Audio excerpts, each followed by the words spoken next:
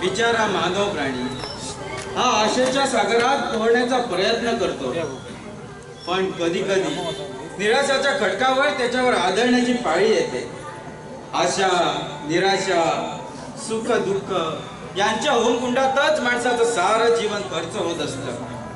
या जगात पैसा हाच परमेश्वर आहे. बाबा आणि दादांच्या संमतीविना घर सोडण्याचा प्रयत्न करतो आहे, पण मुंबईला जाऊन नोकरी नाही मिळाली तर, आणि पैसा आमच्याकडे नव्हता म्हणून आमची सारी शेती रंगनाच्या स्वाधीन गेली आणि आम्हाला ही दारिद्र्य व्यवस्था प्राप्त झाली. छे, विचार करून काहीच उपयोग नाही. बाबांना झोप लागली आहे, त्यांना जाग येण्यापूर्वीच इथून निघायला पाहिजे.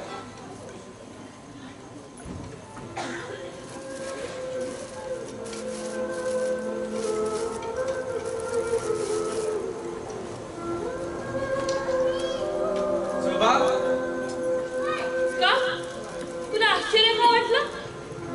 आणि काय हो राजेश्री, कुठपर्यंत मजल मारण्याचा विचार आहे आपला? पोटाची आग विझवण्यासाठी माणसाला जगाच्या पाठीत कुठेही जावं लागतं. तेव्हाच आपली स्वारी घर सोडून आणि गाव सोडून चालली आहे वाटतं. आणि काय हो, आपण जाणार हे राजा भाऊना माहिती आहे का? नाही, त्यांना माहिती नसेल तर टपाल पोहोचवण्याचं काम मी उत्तम प्रकारे करेन. बरं, येते आम्ही. सुलभा, भलतंच काहीतरी करू नकोस. जाऊ दे मला.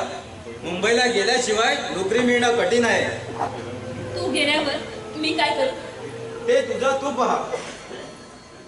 अरे, मला एकटीला इथं करमणार नाही रे.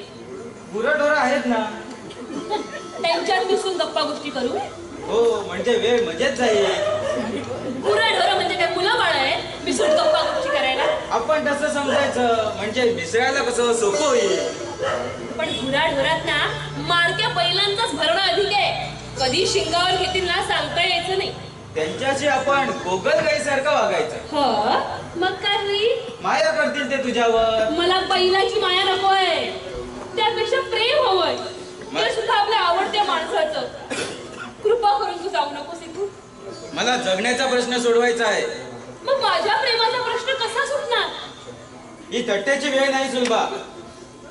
मला काय अधिकार आहे कोणाचा थट्टा करण्याचा, नाही का? जा जा तू जा. हे काय? तुझं काय? काही नाही. पोहोचल्यानंतर खुशालीचं पत्र पाठवायला विसरू नको. हा, तुझा विचार तरी काय आहे? आधीच परिस्थितीने त्रस्त झालेल्या जीवाला आणखीन का त्रास देतेस? महाप्रेमाला त्रस्त झालेल्या जीवाला सतावताना तू का विचार करत नाहीस? ही थट्ट्याची वेळ नाही सुलभा. मुकाट्याने कोट द्या माझा. अरे, इतका तुला भेट आलाय का रे माझा? तुझ्याकडे लक्ष देण्या एवढा वेळ नाही माझ्याकडे. दादा, मध्येच का आलास? का? त्यामुळे तुझा काही पेट फसला नाही ना? कुठे एवढ्या घाई गडबडीत चालला होतास? मुंबईला जायला निघालाय तो. काय रे, खरं आहे? तोंडाला कुलूप लावून काय घेतलंस? कुठं निघालास? कुठं नाही दादा. पळून जाण्याचा विचार दिसतोय. नाही रे. अरे, पण तू मुंबईला जायला निघाला होतास ना? जाईल नाही तर नाही. तुला काय करायचंय? सुलभा, माझ्या भावाची थट्टा करण्याचा तुला काय अधिकार आहे? आम्हाला जगात काडीची किंमत नाही. असं असताना तू आमच्या घरात का आलीस? राजा भाऊ, हो, आपण सर्वजण एकाच धर्तीची लेकरं आहोत. मग उच्च नीच हा भेदभाव का? हे तत्वज्ञान तुझ्या भावाला शिकव. हो, पण एक मूर्ख निघाला म्हणून त्याच्याबरोबर आपणही मूर्ख बनण्यात काय अर्थ आहे? नाही नाही, म्हणजे तुला मला मूर्ख म्हणायचं आहे? नाही रे. चल चल, चालती हो. चल म्हणतो ना. काय केलं दादा? काय केलं? का आली होती ती या घरात? त्या दिवशी त्या हरामखोर नागेशाच्या कावडीतून सोडवल्यानंतर आपल्या घरी राहायला हे असं मी तिला सांगत होतो. त्यावेळी तिला आपल्या भावाची परवानगी पाहिजे होती. मग आता कशाला आली होती? तुझ्या एकेकोर स्वभावाची शर्त झाली. दुसऱ्यांच्या मनाचा चुकून देखील विचार करत नाही. खरं म्हणजे सुलभावर संतापाचं काय कारण होतं? काय कारण होतं? ज्यानं आमच्या कुटुंबाची धुळधाण केली त्याच नादान माणसाची बहीण ना सुलभा. तुझा गैरसमज झाला आहे दादा. रंगनाथ मुळात माणुसकीला पारखा झालेला आहे, पण सुलभा अगदी उलट स्वभावाची आहे. आमच्या गरीब शेतकऱ्यांसाठी तिच्या मनात सहानुभूतीचा ओलावा आहे. अगदी हळव्या अंतःकरणाची आहे ती. इतक्या हळव्या अंतःकरणाची? शक्य तेवढ्या लवकर तुला माणसातून उठवेल आणि मग तिच्या प्रेमाने धुंद झालेले डोळे तुझे खाडकन उघडतील. तुला खात्रीने सांगतोय दादा, ती इतक्या दुष्ट मनाची नाही. गरिबांसाठी तिचा व आपल्या शेतकरी बांधवांसाठी तिचा जीव तीळ दुट्ट आहे. म्हणून ती उघड्या डोळ्यांनी आमचा उद्ध्वस्त झालेला संसार पाहत होती. रंगनाथ आपल्या अंगाखालची जमीन काढून घेत असताना तिनं का प्रतिकार केला नाही? कशाला करी? फुकटात पाहायला मिळालेलं नाटक कोण सोडेल? हरकत नाही. या गोष्टीचा सूड उगवल्याशिवाय मी गप्प राहणार नाही. जेव्हा तेव्हा तुझ्या डोक्यात सुडाचंच वेळ बनलेलं असतं. मग काय तुझ्यासारखं प्रेम करीत बसू? जिच्या भावानं या कुटुंबाची होळी पेटवली, त्या नादान माणसाच्या बहिणी बरोबर प्रेम करताना तुला लाज नाही वाटली? तुला सुलभाची महती कशी सांगू रे, हेच मला कळत नाही.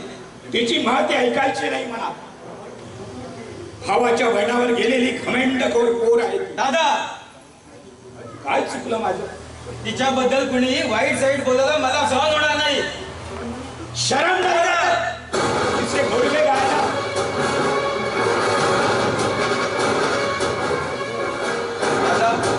आता बरं वाटलं तुला? काय झालं विश्वा? काय झालं बाबा? दादा आज रागवले माझ्यावर. कधीही हात न उगवणाऱ्या दादाने आज आपल्या वडिलकीचा हक्क बजावला, वडिलकीची जाणीव करून दिली. पण तुम्ही इथं का आला? चला आज चला पाहू. तुमच्या अंगात ताप आहे. राजा, भावावर हात दुखवण्याचा प्रकार मी जिवंतपणे पार पाडला असणार आहे. नाही बाबा, नाही. दादाला दोष देऊ नका बाबा. विश्वा मी चुकलो रे. संतापाने माझा हात उचलला. पाहिजे तर याच फरशीने माझ्या हाताचे दोष.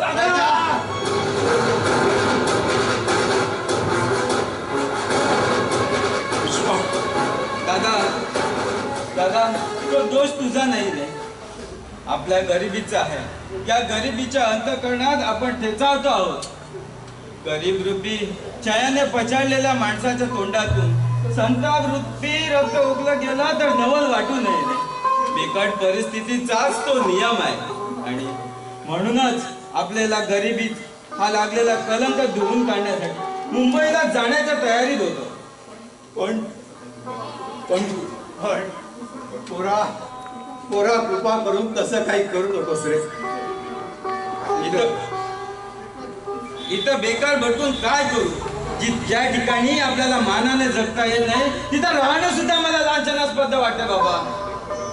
जो खरं आहे विश्वा, पण तुझी इतकी प्रकृती खालावलेली असताना आमच्यापासून दूर लोटून द्यायला आमचं मन धजत नाही रे विश्वा. होय विश्वा, तुम्ही दोघे भाऊ म्हणजे माझे दोन डोळे आहात. तू जर असा टाकून गेलास तर एका डोळ्याने अन्ना होईल. पण बसून खाताना माझ्या मनाला काहीच का वाटणार नाही. म्हणून म्हणतो बाबा मला जायची परवानगी द्या. बाबा जायची परवानगी द्या. नाही विश्वा, नाही. विश्वा, तुला इथून जाता येणार नाही. तुझ्यासाठी मी मोलमजुरी करीन, लोकांची हमाली करीन. पाठीवरून चार चार मनांची ओझी होईल. पण तुला तुला कसलाच त्रास होऊ देणार नाही दादा. कसलाच त्रास.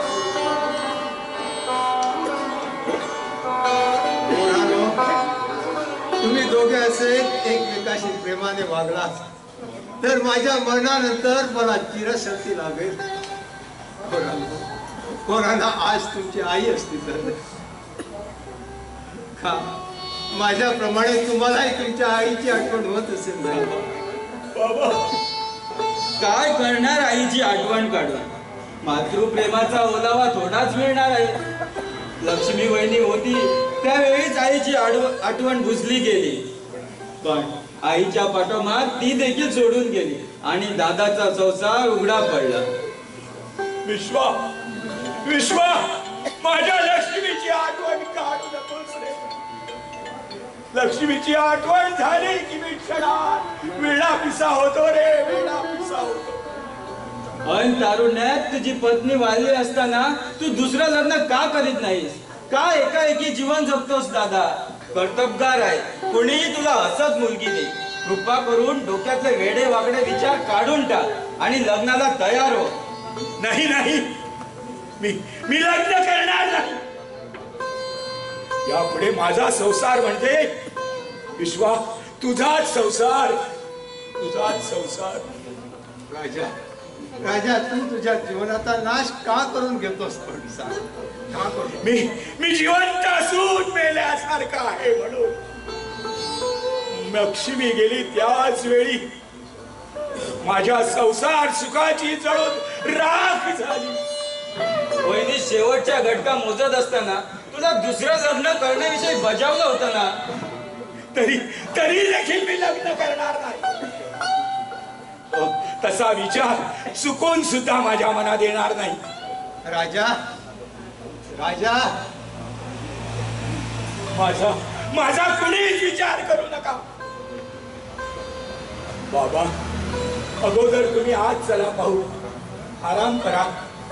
आराम मगासपासून झोपून कंटाळा. तुम्ही जर असे फिरू लागलात अधिक त्रास नाही का होणार तुम्हाला? खरंच बाबा तुम्ही जरा स्वस्त पडाल तर बरं वाटेल तुम्हाला. अगदी ते खुळे कशाची. मी आता कायमची झोप घेणार. बाबा एवढंही तुम्हाला कळू नये. असं काय बडबडतंय बाबा? विश्वा बाबांच्या आदराचा उलगडा होत नाही मला. ज्या दिवशी बाबा रंगनाथाकडे गेले होते त्या दिवसापासून बाबांनी अंतरून नाही त्या अगोदर पासूनच माझी प्रकृती ठीक नव्हती रे. तुम्ही शांत राहा बाबा.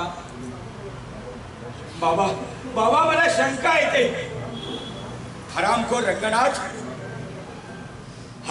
रंगनाथ तुम्हाला काहीतरी टाकून बोलला असेल. सांगा बाबा या राजालाच खरी हकीकत सांगा. मग पहा तुमच्या अपमानाचा सूट कसा उगवतो ते. हा म्हणता त्या रंगनाथाचे खेळ करून टाकतो. तुझ्या पुढे बोलायची तर सोयच राहिली नाही. अरे वेड्या रंगनाथ सारखा उदास अडकटपणाचा माणूस कोणी नाही. त्या दिवशी व्यवहाराच्या बाबतीत त्यांनी माझी समजूत काढली. त्या का सर्वांनी तुमची समजूत काढली हे एक वेळ आपण मान्य करू. पण अखेरीस गोड बोलून त्यांनी तुमच्या काळजाला दंश केलाच ना. जाऊ दे.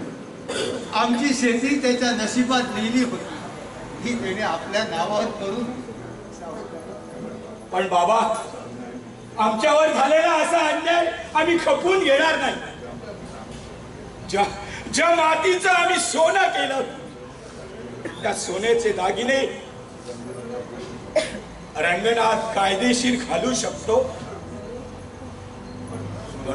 पण म्हणावं सोनाऱ्याऐवजी तुझे कान आम्हीच टोचू. राजा ज्या जमिनी करता आम्ही आमचा देह झिजवला त्याच जमिनीत रंगनाथाला गाडला जाईल. नाही राजा नाही. तुला असं करू देणार नाही. रंगनाथच्या आणि आमच्या रक्ताच्या धागेद्वारे तुला असे तोडून देणार नाही राजा. पोरा असं करू नकोस. तुला जर असंच करायचं असेल तर अगोदर माझा प्राण घे बाबा आणि नंतरच तुझं पाऊल टाक. दगडाला जिथं आम्ही देव बनवू शकतो तिथं रंगनाथला देव बनवू शकणार नाही. एक दिवस रंगनाथचं भी डोळे उघडतील बघ. पण कधी? आमच्या मरणानंतर? त्या अगोदर नाही. अरे एकाच्या म्हणण्याला दुसऱ्याला सूट लाभलं असतं तर खून दरोडे मारेतो यांचं प्रत्येक जगात वाढलं असतं. म्हणूनच म्हणतो राजा असं अविचाराने वागू नकोस. असं अविचाराने वागू. तुम्ही त्रास करून घेताय बाबा. दादा बाबांचं औषध आणायचं आहे. अरे हो, मी घेऊन येतो. बाबा तुम्ही आराम करा पाहू.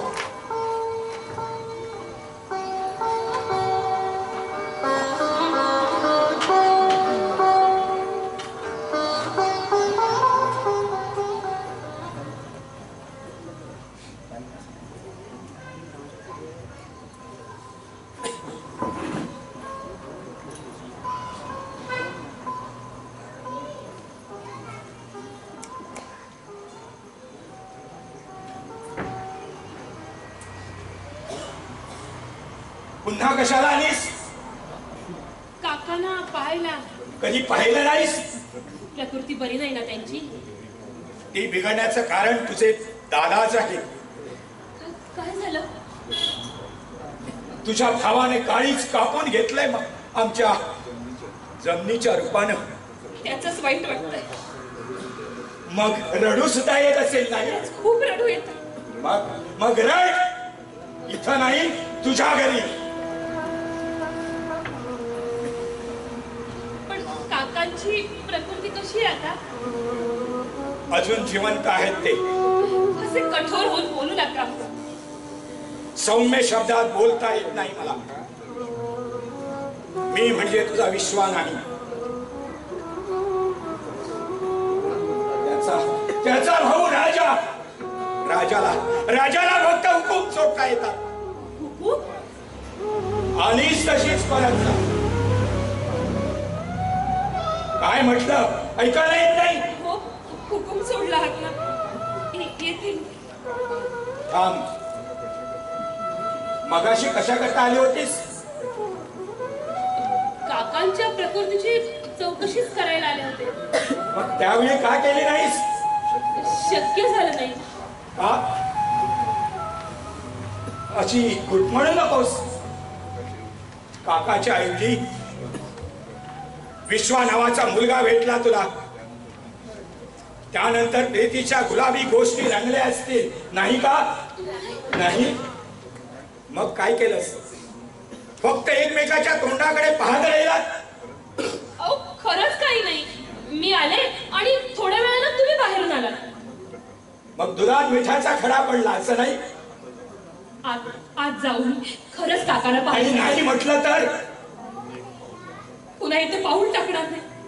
म्हणजे विश्वाला देखील भेटायला येणार नाहीस? नाही. तुम्हाला दिलेल्या शब्दाला अखेरपर्यंत जागेल. असं तर मग चालती हो. बाहेर नाही, आत.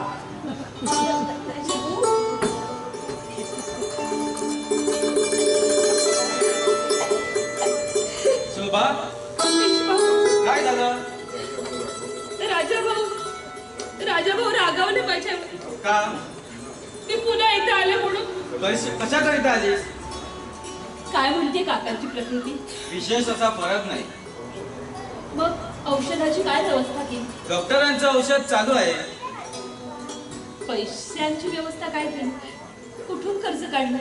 आधीच झालेला कर्जाचा बोजा हलका करण्याऐवजी तो वाढवण्याचा मूर्खपणा कोण करेल? मग पैशाचं काय केलं? मग सांगायला जावं. नको. काकांना लवकर बरं वाटलं म्हणजे झालं. आमची देखील तीच इच्छा आहे. पण पण पण काय? काळाची दोरी तोडण्याचं सामर्थ्य तुम्हा श्रीमंताप्रमाणे आमच्यात नाही. असं त्रागा करून काय उपयोग आहे?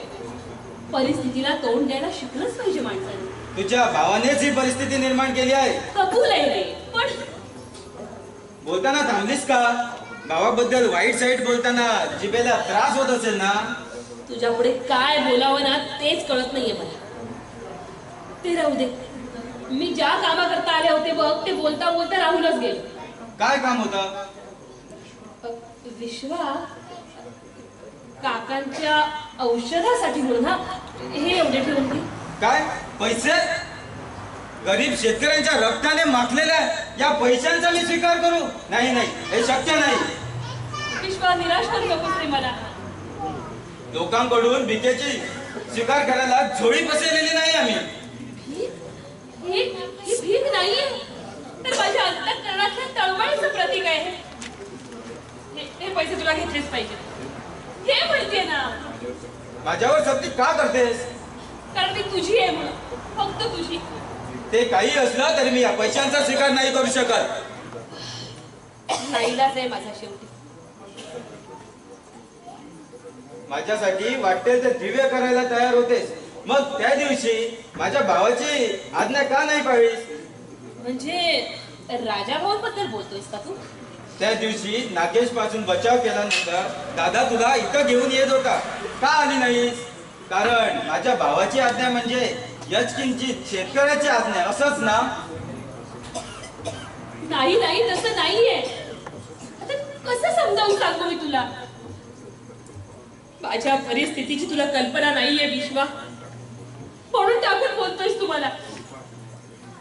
पण माझ्या विश्वासात गैरसमज करून घेऊ नकोस रे. तुला दोषी ठेवण्याचा मला काय अधिकार? अन तुझा आणि माझा आता संबंधच राहिला नाही. विश्वा, माझी मनस्थिती चांगली नाही, जा तू सुलभा. तुला अशा अवस्थेत टाकून जाऊ मी? माझी काळजी करण्याचं कारण नाही. रागवू नकोस रे, पण मी तरी काय करणार? तिकडे आड तिकडे विहीर अशी स्थिती झाली आहे माझी. म्हणूनच म्हणतो, दोन दगडावर पाय ठेवण्याऐवजी तू तुझ्या दादाच्या सांगण्याप्रमाणे वाग. त्यात तुझा फायदा आहे आणि तू सुखी होशील. मी सुखी होऊन तुला दुःखी करू? हो, दोघांपैकी एकाचा त्याग करावाच लागेल तुला. माझा किंवा रंगनाथाचा. कोण पाहिजे तुला? तुझा भाऊ की मी?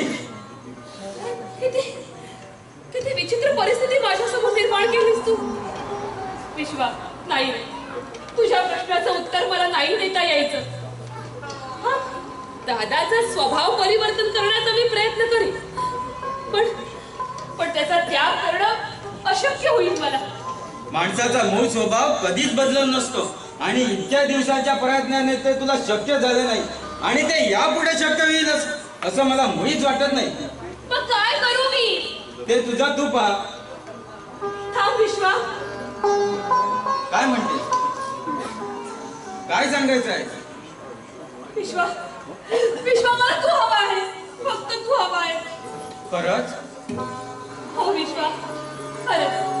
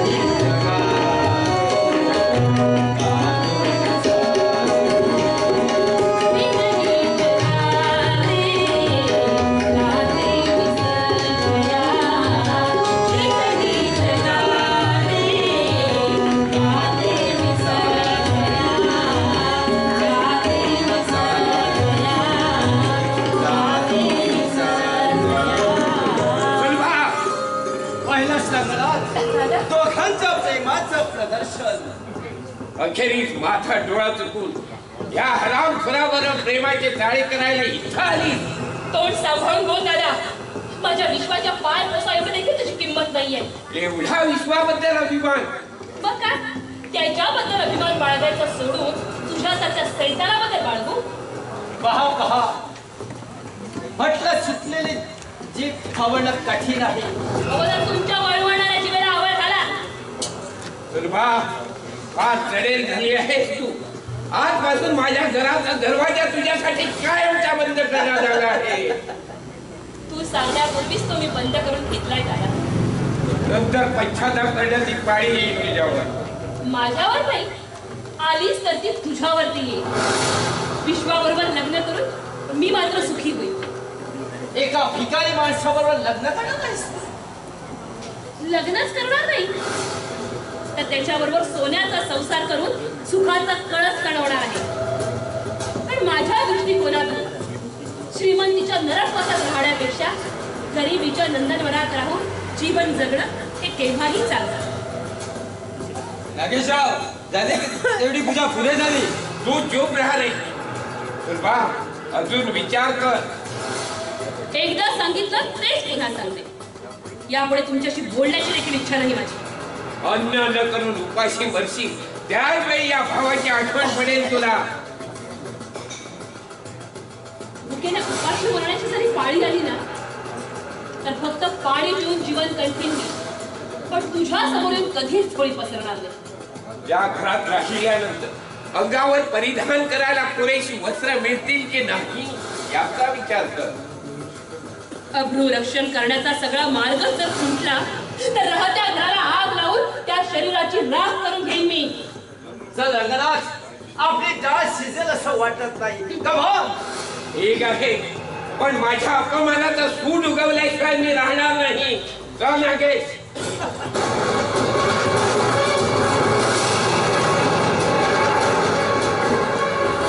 सुलभा, दासीच्या राणीचा आवेश आणून बांधलीच भावा बरोबर. तुझ्याच तालमीत तयार झाले ना मी. विश्वास.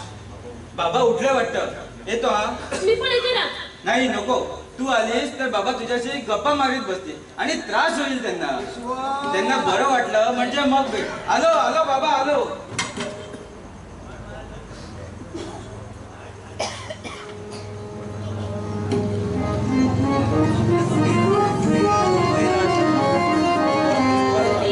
जीवन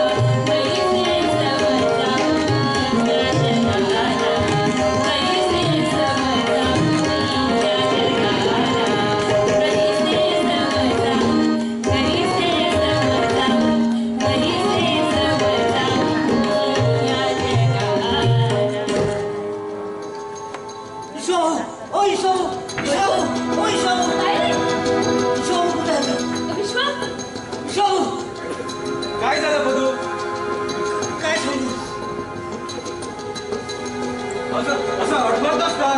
विश्वाभाऊ मारेकऱ्याने हल्ला केला. राजाभाऊ रत्न मोकळा झाला की कुणी मारलं राजाभाऊला? देवास ठाऊ. चल पाहू आपण. थांबा. हे लोक इथं येत असतात.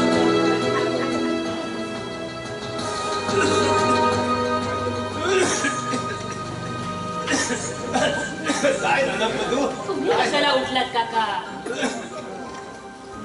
कुणी मारला माझ्या राजाला? कोणी नाही बाबा. खोटं बोलतोस. आताच पदूने सांगितलं मारेकराने राजा भाऊ हल्ला केला. कुठे आहे माझा राजा? पदू कुठे आहे माझा राजा? तुम्ही शांत व्हा काका, शांत. दादाला घेऊन लोक इथंच येत आहेत. तुम्ही आज चला पाहू. कुणी दावा साधला, कुणी दावा साधला आणि माझ्या राजाला परमेश्वर त्याचं कधीच भलं करणार नाही, कधीच बरं करणार नाही. पदू कुणी मारलं माझ्या राजाला? कुणी मारलं? असं काय करायचं ते काका? विश्वभाऊ विश्वभाऊ राजाभाऊ राजाभाऊवर कोणीतरी घात केला. बाबा बाबा राजा राजा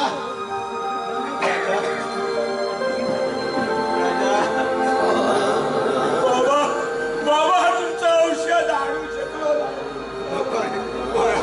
कोणा मला औषध सांग राजा, तुला कोणी हरामखोर रंगनाथाचं